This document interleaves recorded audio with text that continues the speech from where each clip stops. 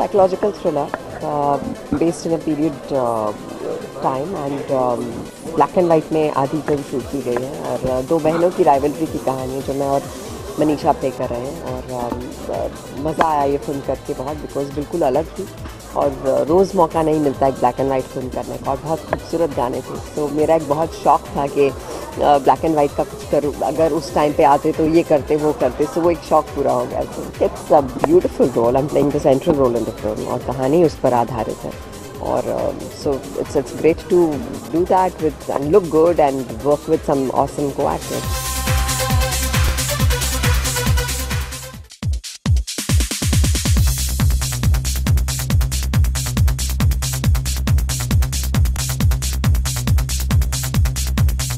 ये कहानी 1952 में शुरू होती है पर फ्लैशबैक जाती है 1930s और 40s में, जहाँ पे ज़िंदगी का एक दूसरा माहौल था, एक दौर था जो हमने ब्लैक एंड वाइट में शूट किया है। वो ब्लैक एंड वाइट भी बहुत इंटरेस्टिंग और बहुत ही खूबसूरत पार्ट है। जो संगीत है इसका जो जयदीप ने दिया है वो बहुत ही खूबसूरत है, लिरिकल है और आप हम करते रह जाएंगे।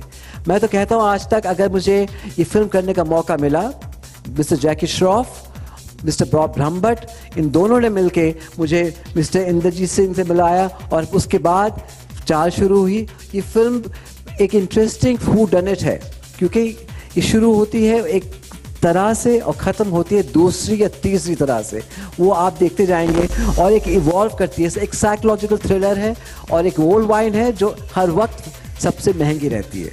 ऐसी भूमिका इससे पहले मैंने कभी किसी फिल्म में नहीं की कि मैं और मनीषा कोइराला दोनों एक दूसरे से प्रेम करते हैं। मैं या फिल्म की हीरोइन, जो फिल्म की हीरोइन है, वो दोनों एक दूसरे से प्रेम करते हैं और वो प्रेम जैसा आपने पुरानी फिल्मों में देखा पहली नज़र में शुरू होता है, पहली नज़र में प्रेम, और आज तक वो प्रेम चल रहा है। तो very unusual role for me, very unusual emotion for me to portray on screen. जब आप फिल्म देखेंगे तो आपका ध्यान इस पर ज़रूर जाएगा कि हम दोनों का प्यार कैसा लगता है इस फिल्म में।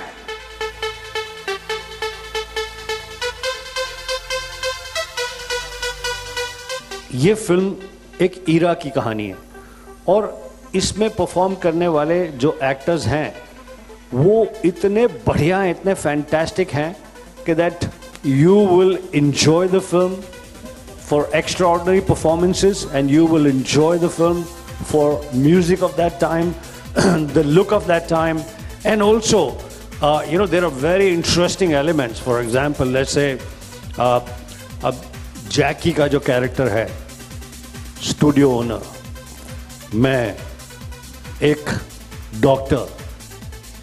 डॉक्टर जिसको हीरोइन से प्यार हो जाता है, हीरोइन को भी प्यार हो जाता है।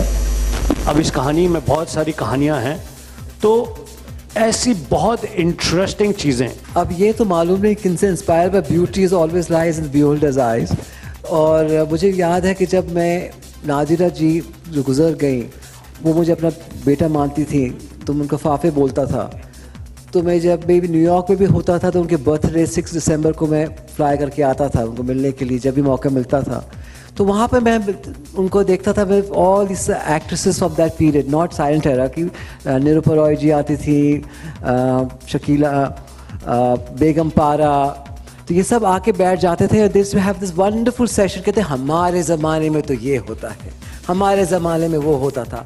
वो खूबसूरती से, वो अंदाज से वो बात करते थे। उससे इंस्पायर होकर मैंने ये कहानी लिखी। आई थिंक जब हम किसी सुपरहिट फिल्म या बहुत बड़ी फिल्म का हिस्सा बनते हैं और उसमें ज़ोर शोर से हिस्सा लेते हैं तो हमारा फ़र्ज़ बनता है कि जो फिल्में हमने बहुत एंजॉय की हैं, जो वाकई बहुत खूबसूरत हैं, जो थोड़ा सा इधर उधर वक्त लिया है, लेकिन फिर भी अगर आप देखें दे लुक रियली लवली। और मुझे लगता है बतौर एक्टर मेरा तो ये सपना रहा था कि काश मैं ब्लैक एंड वाइट एरा में पैदा होती and we would have done something black and white, and मेरा तो सपना इस फिल्म से पूरा हुआ है। So I think it is our duty to be and I think it's great to be a part of this film, so proud of it. Everyone's looking wonderful and I think it's great that we all have come together to give our entire support to the film. Actually, best part of this film is कि एक period film है, एक समय के बारे में है, तो वक्त बदल जाता है, लेकिन हम जब कोई पीरियड फिल्म की बात करते हैं तो कोई इट्स इररिलेटिव।